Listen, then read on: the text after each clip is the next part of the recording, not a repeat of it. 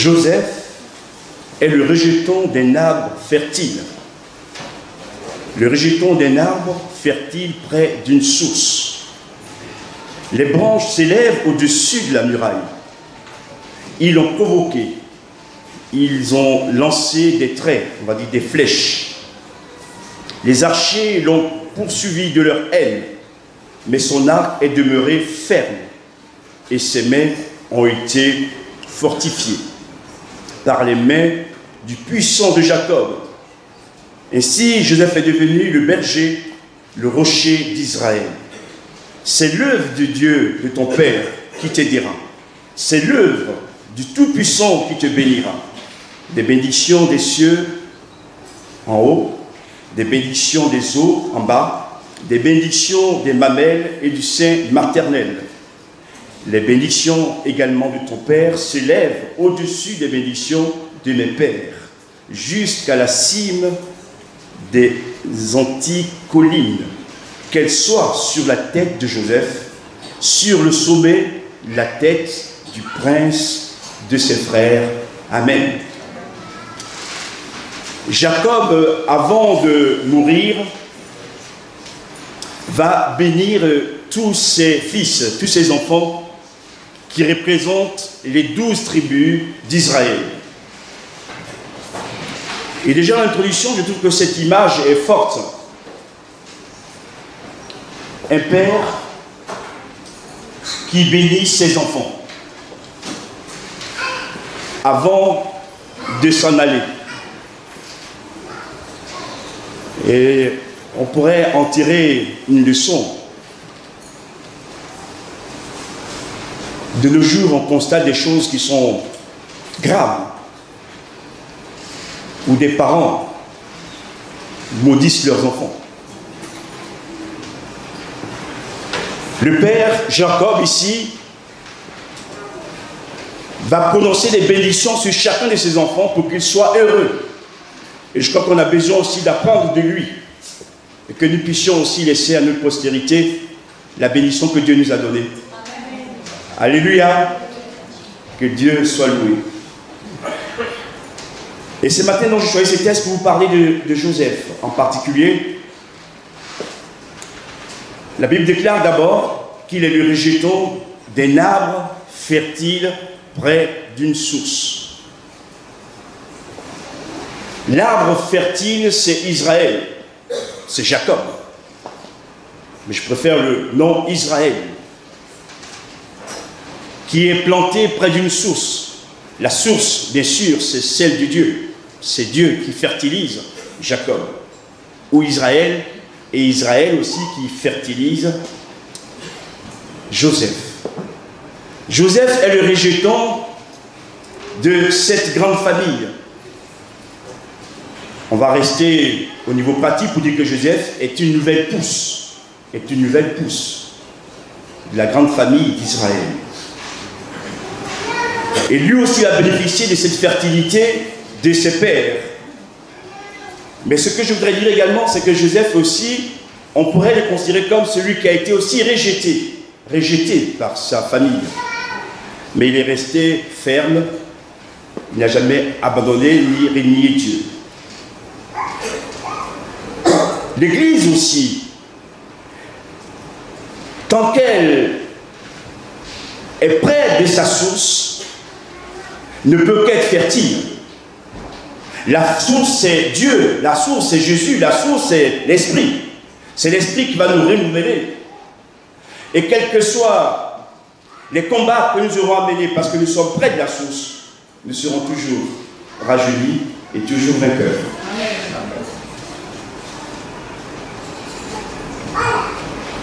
La Bible dit également de Joseph que ses branches s'élèvent au-dessus de la muraille.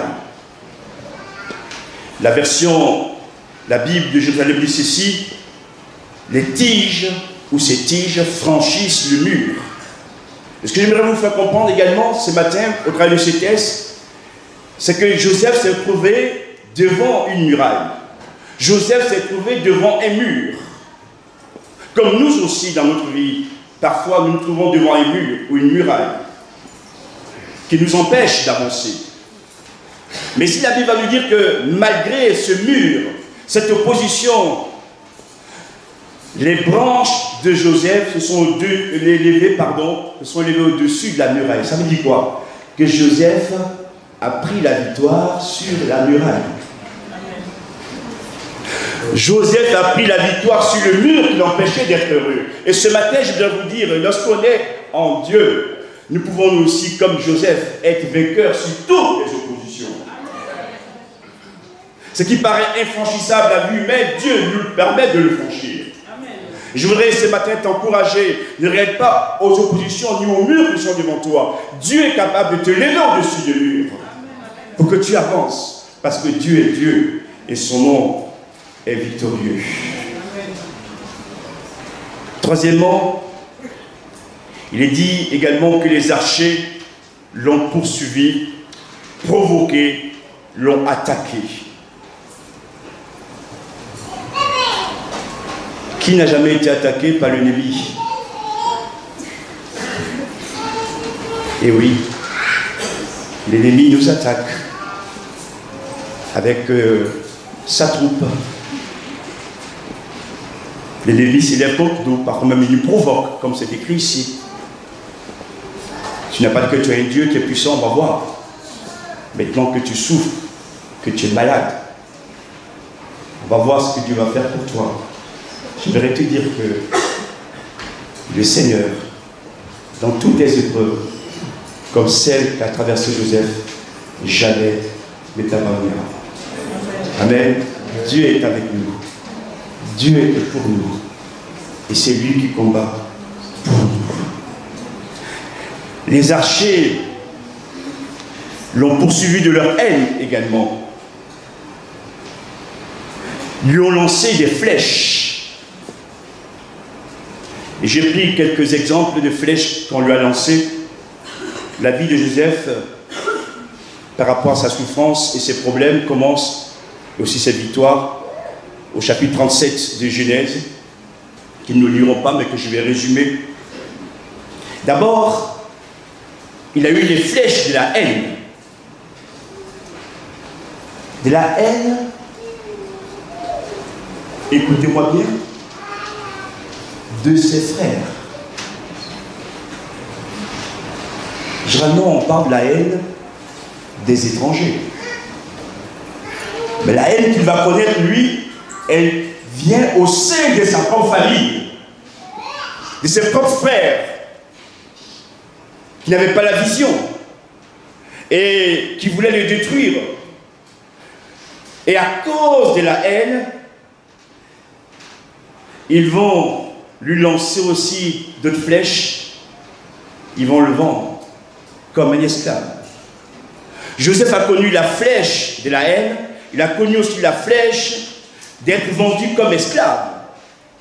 Vendre son propre frère comme un esclave, c'est impensable, mais c'est arrivé.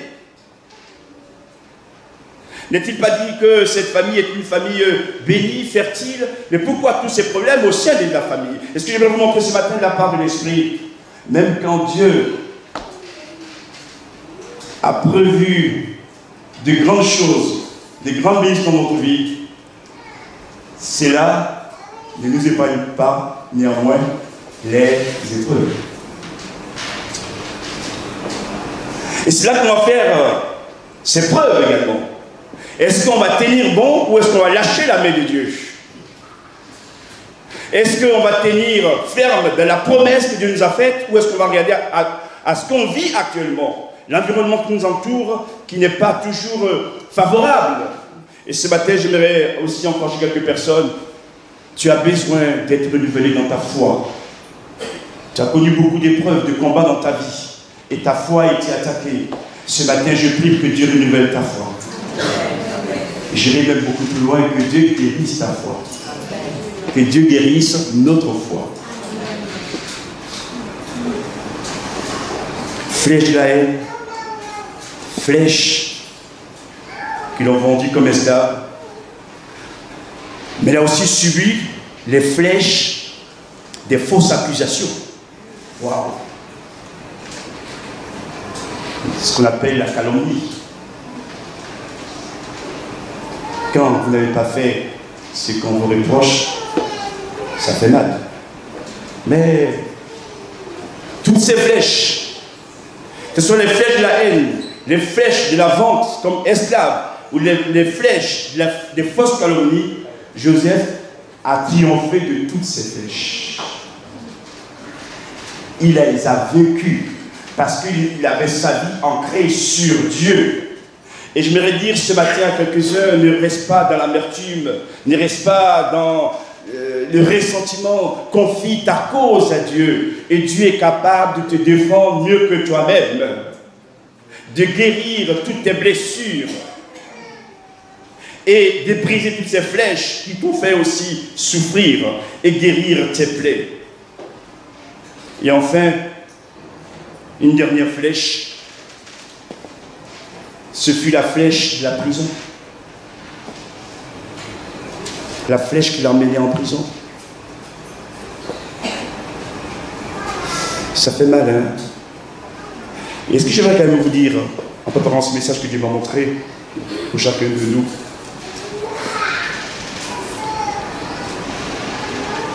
dans toutes ces épreuves qu'il a traversées, Joseph est resté patient. Joseph est resté silencieux.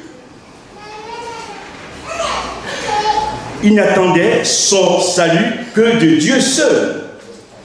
Alléluia.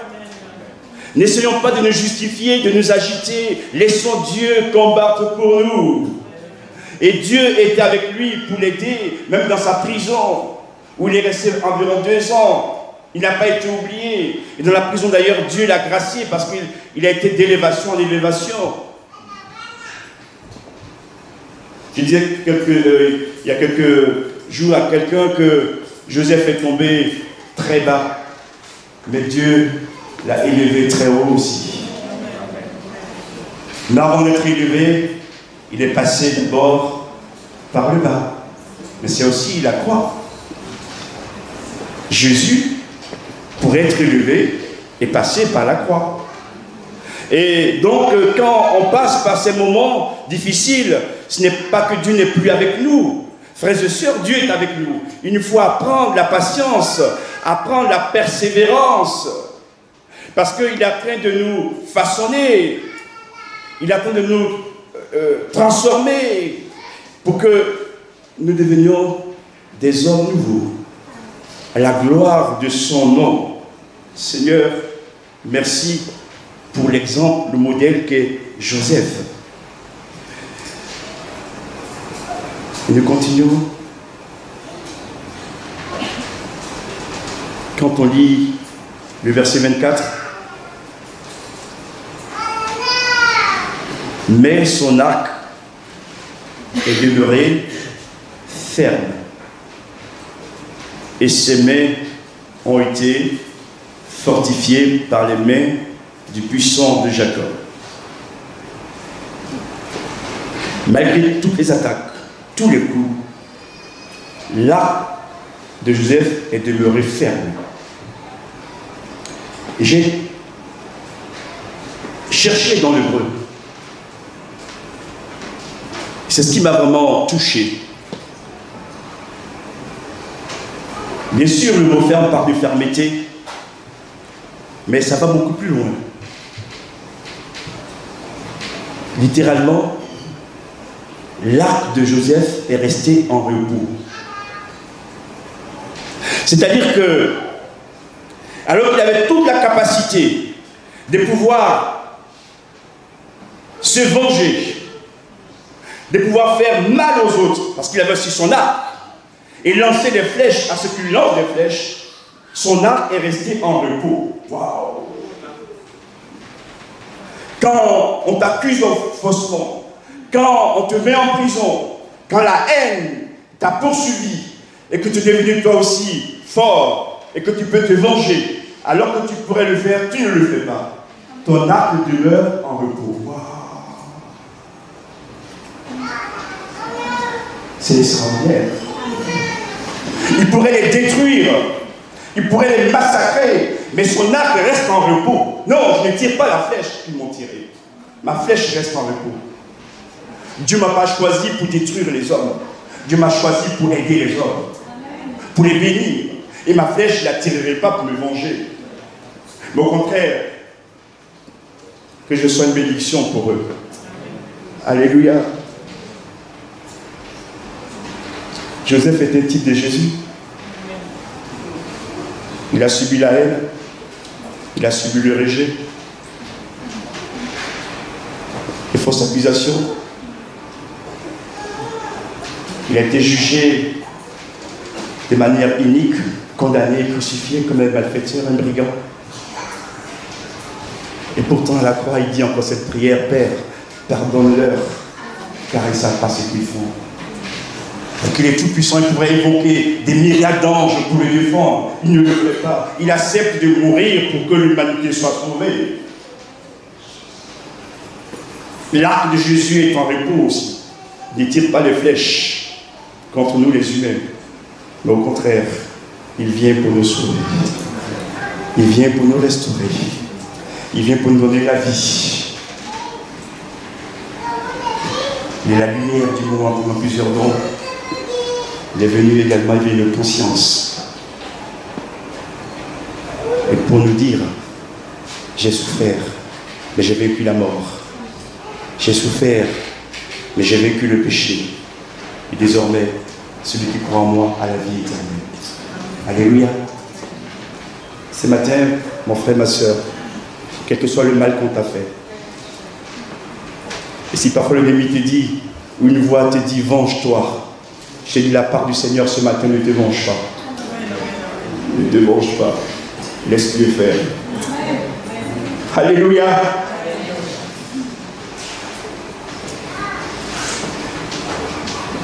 Ne prie pas pour que tes ennemis aient le cancer. Ne prie pas pour que tes ennemis perdent le travail. Bien au contraire, bénis-les. Alléluia. C'est sûr qu'on est appelé. Parce que dans le monde, il y a beaucoup de guerres. Et l'Église, les croyants que nous sommes, nous devons être des modèles à l'exemple de Joseph, à l'exemple de Jésus, le Maître lui-même, pour que le monde soit sauvé. Seigneur, travaille notre caractère. Travaille mon intérieur, Seigneur. Mais je veux être aussi obéissant. Je veux me soumettre à toi. Et même quand parfois ça fait mal et où j'aurais voulu te donner un coup, tu me dis non, pas de coup. Je préfère obéir au Seigneur que d'obéir à ma propre voix. Alléluia. Et derrière cela, frères et sœurs, il y a un grand secret. Quand notre flèche est en repos, notre arc, juste pas pour se défendre, Dieu nous ouvre, on va le voir à la fin d'ailleurs, les portes des bénédictions.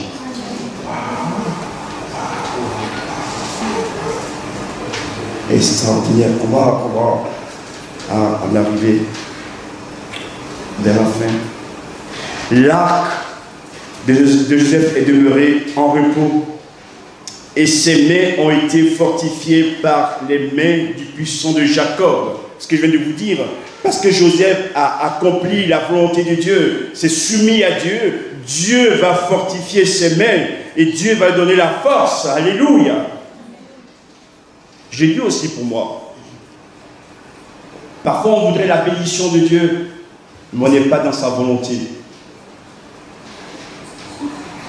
Est-ce que ça se comprend? Ce qu'on est en train de faire, c'est parce que Dieu nous demande de faire. Mais il ne viendra pas la bénédiction. Il faut se mettre sur le terrain de Dieu afin de bénéficier de la bénédiction. Mais parfois aussi dans la bénédiction, frères et sœurs. Jésus nous l'a montré d'ailleurs, quand il était au jardin de Gethsémane, où il prie, il dira ceci, si cette coupe pouvait soigner de moi, mais toutefois non pas ce que je veux, mais ce que tu veux, mon Dieu. Seigneur, ce matin, veut nous aider à être véritablement des enfants de Dieu, animés par l'Esprit de Dieu, et non pas par l'Esprit du monde, pour que nous puissions être bénéfices des bénédictions. Les mains de Joseph ont été fortifiées par Dieu lui-même. Et Joseph est devenu ainsi deux termes qui le caractérisent, le berger d'Israël et le rocher d'Israël. Des fois on lit vite la parole de Dieu, mais quand on sent l'Écriture, quand Joseph est né, il n'était pas le berger d'Israël ni le rocher d'Israël. La Bible nous dit que Joseph est devenu. C'est comme, on n'est pas enfant de Dieu, mais on devient enfant de Dieu. On devient. Donc toutes ces épreuves, ces années de souffrance, de haut et de bas, l'ont amené à devenir le berger d'Israël.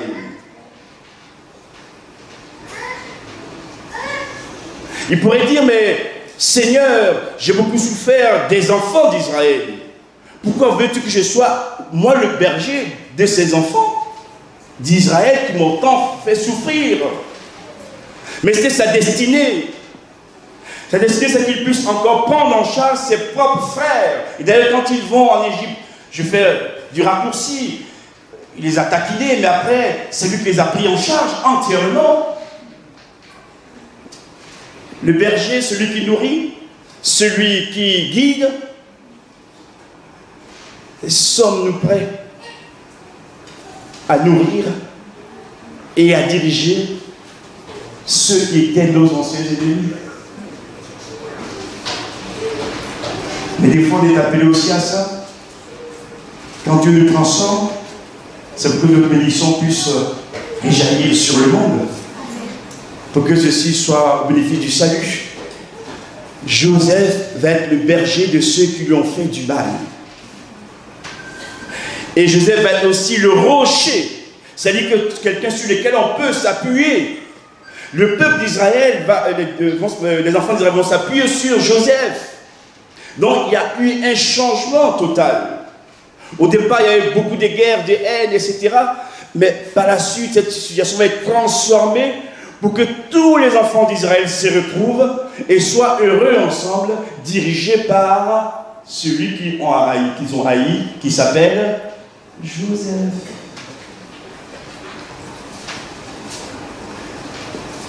Tout cela est l'œuvre de Dieu le Tout-Puissant. C'est-à-dire que depuis sa naissance, jusqu'à ce qu'il devienne vice d'Égypte, tout ce qui s'est passé dans la vie de Joseph, Dieu était là à chaque fois. Et cela donc est l'œuvre de Dieu dans la vie de Joseph. Des fois, on ne le voit pas. Parce qu'on ne voit que quand c'est le bien, oui, Dieu est là. Quand c'est du mal, non, Dieu n'est plus là. Mais Dieu se sert de toutes ces choses, frères et sœurs, pour accomplir son œuvre dans notre vie. Et c'est ce qu'il faudrait regarder pour que nous puissions avancer. Et je le dis, sans offenser personne, quand on atteint une cinquantaine d'années, même une quarantaine d'années, on doit pouvoir être un peu plus responsable.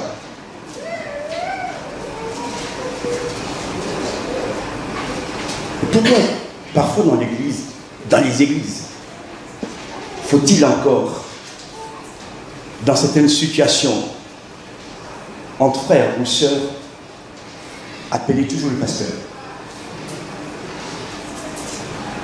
Il faut demander un peu. Quand Joseph traverse tout cela, il n'y a personne avec lui. Quand il est en prison, il est tout seul. Quand il est en Égypte, il est tout seul. Et je vous livre un secret que vous connaissez déjà. Il n'avait pas son père, il n'avait pas ses frères, mais il avait le plus grand avec lui, Dieu lui-même. Amen. Et il comptait chaque jour sur Dieu. Et Dieu ne l'a pas oublié, Dieu l'a défendu, Dieu l'a protégé, Dieu l'a gardé. Donc, confions nos besoins à Dieu. Bien sûr, il y a des situations où il est incontournable, il faut aller chercher l'homme de Dieu, etc. D'accord. Mais cette situation, il faut quand même aussi apprendre à mûrir. Joseph a été vendu à l'âge de 17 ans.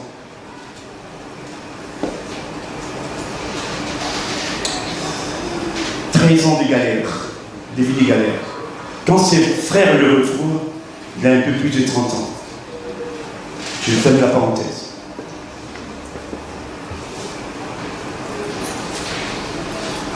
Je termine. On va lire le verset 25, la fin. C'est l'œuvre de Dieu, de ton Père, qui t'aidera. C'est l'œuvre du Tout-Puissant qui te bénira. Et là aussi, je dis, mais Seigneur, les paroles de Jacob sont un peu incompréhensibles, parce que les verbes sont au futur. Ça veut dire que ce que Dieu a fait pour Joseph dans le passé et dans le présent, Dieu va encore l'aider dans le futur. Amen. Notre futur appartient à Dieu, notre avenir appartient à Dieu. C'est pourquoi Jacob lui dit ceci. C'est l'œuvre de Dieu, de ton Père, qui t'aidera au futur. C'est l'œuvre du Tout-Puissant qui te bénira au futur. Nos futurs sont dans les mains de Dieu. Il va maintenant énumérer les différentes bénédictions. Il y en a 4. La première, c'est la bénédiction du ciel. Quand on marche dans la volonté de Dieu, qu'on se soumet à Dieu, quels que soient les luttes et les combats qu'on traverse, et qu'on obéissant à Dieu, le ciel nous est toujours ouvert. Deuxièmement, c'est ce qu'on appelle premièrement plutôt la bénédiction des eaux d'en haut. Deuxièmement, il va être aussi au bénéfice des bénédictions des eaux d'en bas. Bon, là, il y a plusieurs commentateurs qui font qu'ils ne sont pas tous d'accord, mais je préfère qu'on résume les eaux d'en bas à la terre, pour être plus précis. Donc non seulement il a des bénédictions du ciel, mais il a aussi des bénédictions d'en bas de la terre. Dans le ciel, il est béni, sur la terre, il est encore béni. Troisième bénédiction, les bénédictions du sein maternel. Certains l'ont comparé plutôt à la terre, on va rester à la maman, à la mère. Même sa mère aussi lui accorde sa bénédiction. Et quatrièmement, il va aussi être au bénéfice des bénédictions de ses pères. Donc tout l'environnement qui était autour de lui, qui au départ lui était défavorable, Dieu l'a rendu favorable à Joseph. Dans le ciel, c'est favorable, sur terre, c'est favorable, au sein de sa propre famille, c'est favorable, et Dieu est là pour le bénir. Et nous terminons, Dieu va le bénir, et il va être la tête du prince de ses frères. Parce que Joseph a su être courageux, déterminé. Il ne s'est pas plaint de ce qu'il vivait, de ce qu'il traversait. Il a accepté sa situation, sa destinée. Et qu'il est resté en contact avec le Seigneur. Et quand Dieu l'a béni, il va lui-même devenir une bénédiction pour les autres. Quel exemple! Ce matin, que Dieu nous aide. Si on nous a fait du mal et que nous avons, nous, notre arc avec nos flèches, ne tirons pas. Laissons l'arc en repos. Laissons Dieu s'occuper de cette affaire. Et Dieu qui est grand et qui est juste saura nous défendre. Joseph a été béni. Joseph a été celui qui a aussi sauvé sa famille. Et que cette parole ce matin nous encourage pour la gloire de Jésus-Christ. Amen. Merci pour ta parole. Seigneur, nous avons besoin d'apprendre de toi, de Joseph. Et c'est vrai que parfois la vie est difficile, les épreuves sont là, et on voudrait nous-mêmes prendre les rênes pour changer les choses et faire des actions. Et ce matin, au travers de la vie de Joseph, tu nous apprends à rester dans le calme et le silence, à te faire confiance pour que toi-même tu prennes en charge cette situation. Je te prie pour mes frères et mes soeurs qui sont dans cette épreuve actuelle, que tu les bénisses, tu les fortifies, et que tu éloignes d'eux les œuvres du malin. Merci de bénir chacun d'entre nous dans le nom de Jésus. Amen.